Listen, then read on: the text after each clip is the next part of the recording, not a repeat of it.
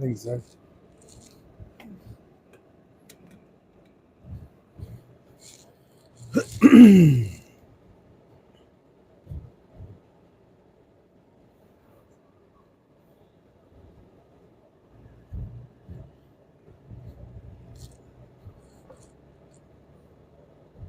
It's 51 degrees out there, guys. It's the first time in all the years I've lived here, and that's since '94, that I've known cold weather this long in November. Yeah, and this cold. Haven't seen it before. This is our prime fishing time being destroyed by this front. Several fronts, actually. Yeah, one after the other. Uh-oh. And as you can see, that water's still really high. Hey, CJ, look at that.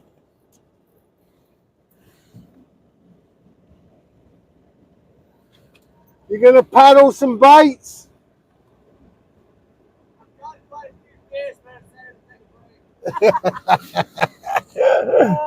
Look at this shit. It's hard to believe, isn't it?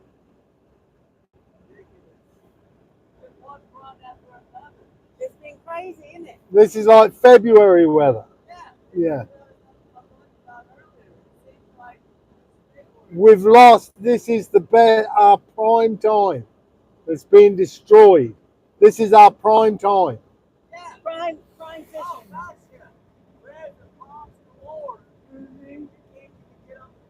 No. Look at that. It's all the way out as far as you can see. Oh, yeah. Yeah. There's I've been watching the long range. It looks like maybe, just maybe, Thursday, Friday, Saturday, Sunday. Yeah, it looks like it could be good. That goes out and clears up. Yeah. Well, there's a guy behind me. Fingers crossed. Yep. Good luck to you, mate.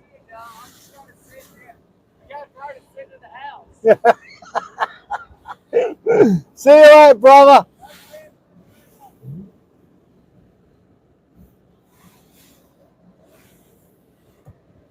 Where's that truck behind me?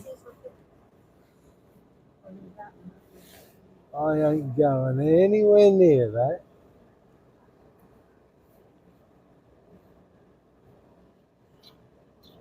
Tell you what I might do is just take a cruise down to the entrance of Bob Hall. Yeah. See if we can get a better view of the beach. Yeah. It's a little bit wider there. Abby's very disappointed.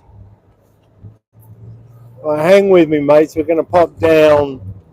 This is beach entrance 3. We're going to go down to 2. I think this is 3, is it? I don't know. Or 6. Hang on. Let's establish actually where we are. I come down here. I come down here every day and I never know. Yeah. Just south of Bob Hall.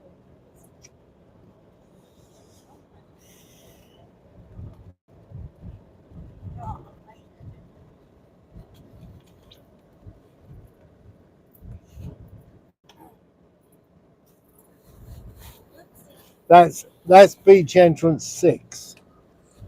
So we're going to go down to beach entrance 5, which is Billy Sandifer Way, good mate of mine. My old mate Billy.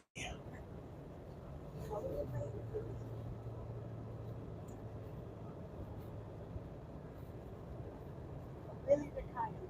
Mm-hmm.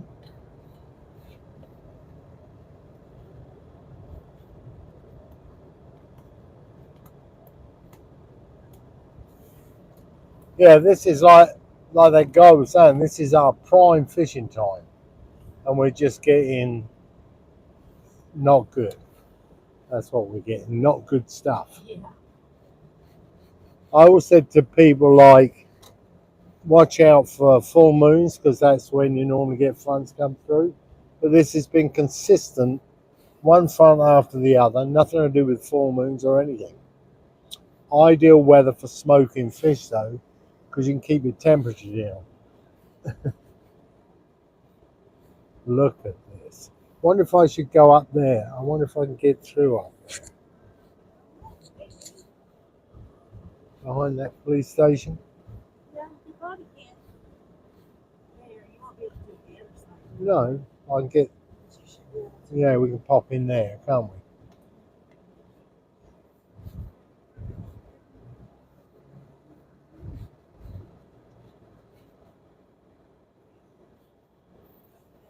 Yeah.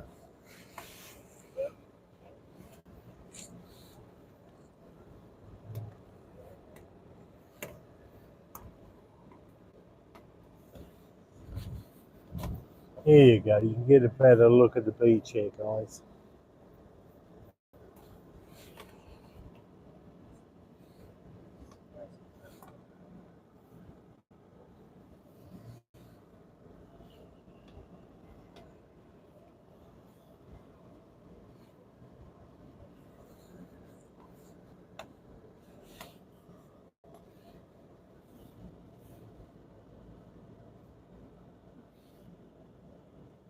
I might get out and give you a report from outside so you can appreciate the wind, etc.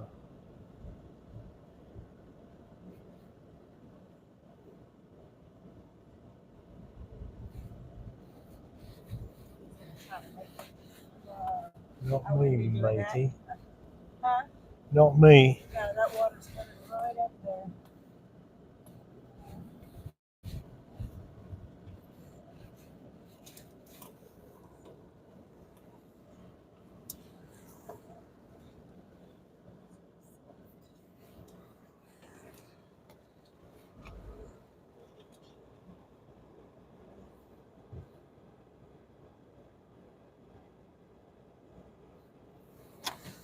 I'm just going to grab the camera and just pop outside for a second.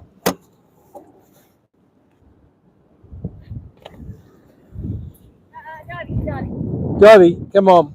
Get back in. Wait. Come on, Dottie, Payne. Dottie, Payne. Well, Come on. get in. Get in the truck. I think she wants to go to the bathroom. Let her go.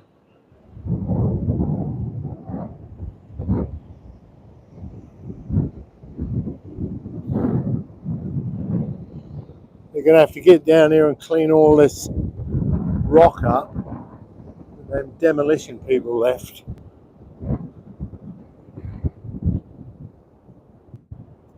This is one of the widest parts of the beach here. The wind is still blowing good 20 plus miles an hour from the north. Well, 15 or 20, I'm going to guess. As you can see, water clarity, I'm going to put that 2 to a 3, almost looking like good old English tea. And the current is racing hard from north to south.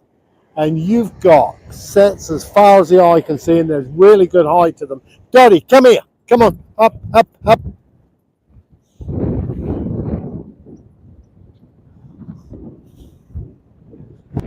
It's something, mate. Climate change, you're right. I've never known this like this. Dottie, come on. Where is she? That dog needs to go to obedience class. Oh, there she is. She wanted a wee. Good girl. Come on, up. I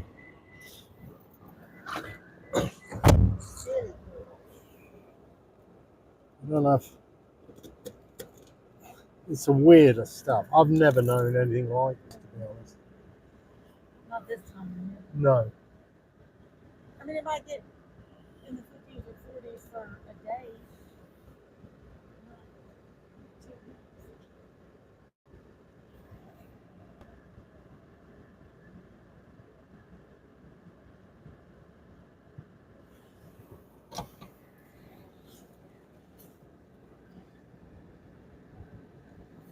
I can definitely say it's climate change because in the last 20 odd years, I've never known it be like this. So something's changing.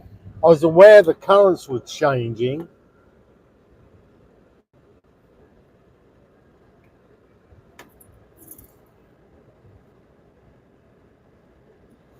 I didn't get what he said. What's he saying?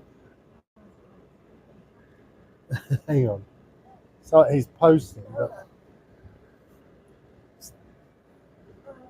looks like that house is dozed. Oh no. That'll be there, don't worry. This will go down. That's going to stay. They're going to have to rip that down if they want it down, because that fell over initially when they were putting it up. And then they put better legs on it and reinforced it. The only thing they've seen in it. Yeah. The pier. That's what's left of the pier.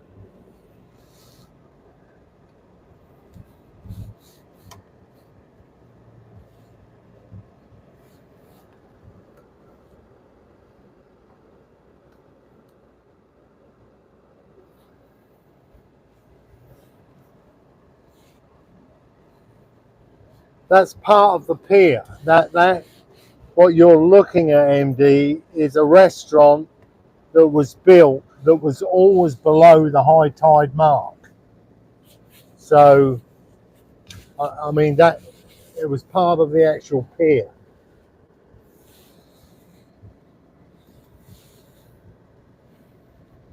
So it's below the mean high tide mark for this area. But what you're seeing here is pretty rare.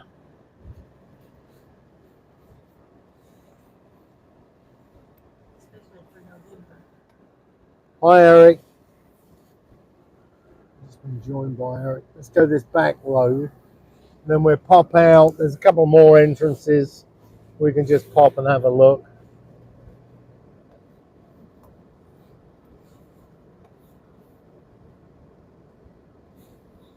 This is where we see the coyotes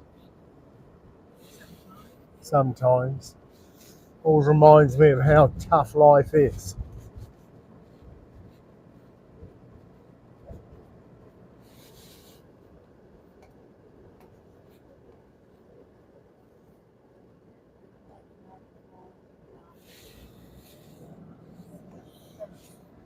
I was trying to think.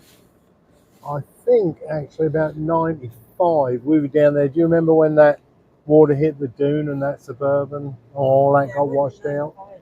Huh? I didn't know you were 90. Oh, you didn't? 98. Yeah, there are other ones. Yeah. I mean, the famous one used to be what was called the back road, which is going at the 19. Take you all the way across to the bay side. Let's see what's going on here.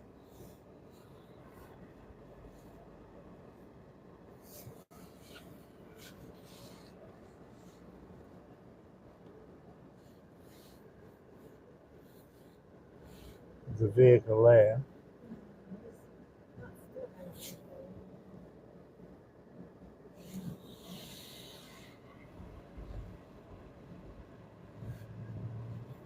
Let's go up the next one and then we'll call that a day.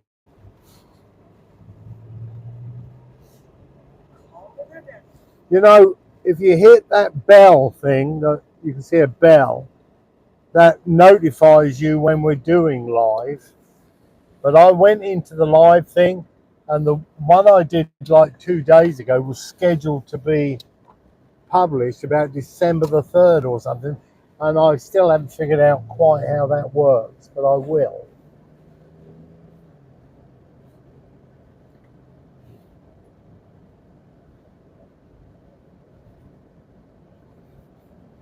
I've stood on top of these dunes in a hurricane, and the waves, when they hit the dune,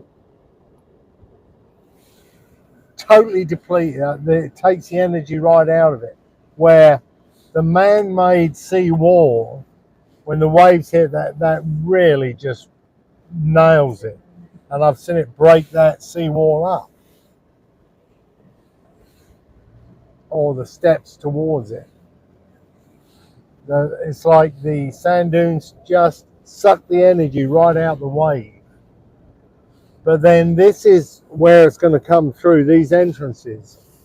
I think it wouldn't be a bad idea to have some proper floodgates put in at these points, because this is where the water's going to come through. Yeah, no problem. That all depends if you want spinning or casting. But like a 30 SHA Daiwa on the HDX. Yeah, that's not good. The 30 on the HDX Daiwa SHA, that'll land any drum on the planet. I've had bull shark on that, no problem. And I've done a video where I've thrown a pound of lead on that over the length of a football field. It's a very powerful rod, and you don't need anything more powerful. In fact, that's exactly what Dion Hunter uses to land them. Yeah, he uses it for all his shark fishing. Them big hammerheads, they're plus 10 foot, 11 footers. And he has and big bull sharks as well on the HDA. Huh? Yeah, tiger sharks. Now that rod can handle it, but it can also throw a long way. It's sensitive enough you can detect pompano bite on it as well. If you're looking for, a rod that's got the oomph to do that, that's where you want to be. 25-pound line with a 60-pound shock leader will land most anything you want. You could go with a bit, if you're really worried, you could put a bit of braid backing on it, like 40-pound braid, maybe for about a quarter of the reel. That would give you some good extra running line if you're a bit concerned. But no, that'll hold it, no problem. But you do need a minimum of 60-pound shock leader, like 30 foot. If you're using a reel with a level wind on it, try using like 90-pound braid. That really does work.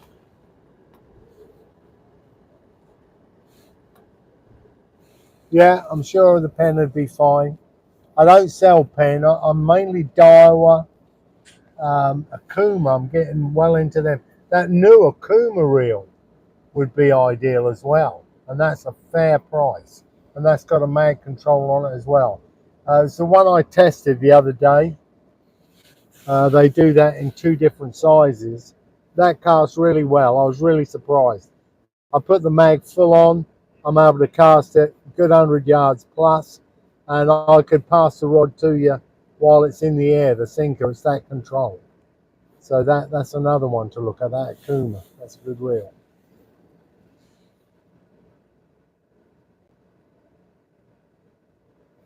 I'm going to give you another report first thing in the mornings, mates. If any of you want any information, you can always email me at nickaway@me.com. But if you really want to be sure someone's going to see it, try Marie, that's MARIE, at Breakaway Tackle USA.com. Yeah, I have used Avid. Yeah.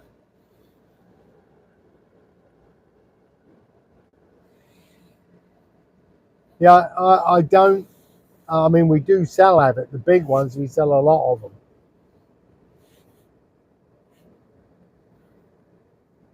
But I really like the Achios, like for casting. I would say the Achios is one of the best casting reels. But sticking with drum-sized fish. If you want to go a little bit bigger, I'd look at that Akuma or Daiwa SHA or Saltist. 40, 30 or 40. Great reels, no problem at all. I took, on the spinning front, 5,500, 5,000, sorry, 5,000, 6,000 size reel. You can get a ton of line on them. And I took 10 of them reels down to El Salvador. I took a group down there. And previous years I'd used other and let people bring their own reels. Constantly in trouble because that fishing is real tough. You're up to your neck in fast running water. You're right at the mouth of a river. They're taking a lot of hammer, but I have no problems at all. Zero with the BGs. That's what really made me start liking them. They're very well put together, powerful reels. The Saltigas, or you can go all the way up to the dog fights and things like that. But the BGs are great.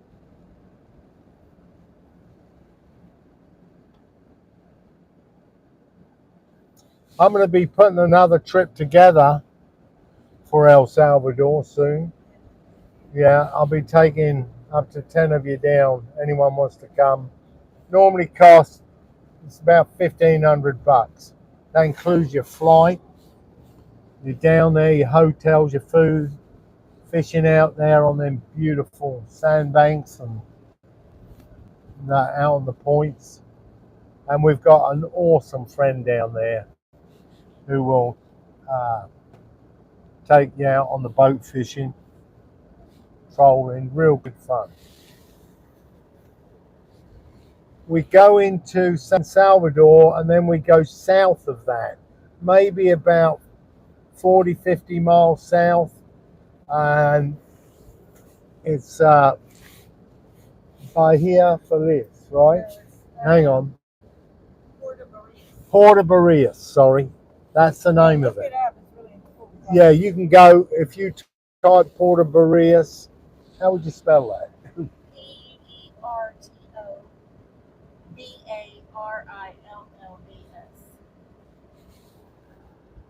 Yeah, and we fly out of Houston. It's about what? About 3 hours. 3 hours at the most, I think. Maybe 2.5 hours into San Salvador. We're picked up there by bus, and it takes us to the resort, which is totally secure. They got kayaks and everything. It's beautiful. It's a port of entry. Yeah, it's a port of entry, so there's customs there, but there's a big iron gate. People can't go. And also, like, there's monkeys in the jungle. We go to the coconut farms, everything. Yeah. All right, mates. Catch you tomorrow. I'll be out there tomorrow morning. Don't know if I'll be on my bike. All depends how cold it is and if it's raining. Catch you later.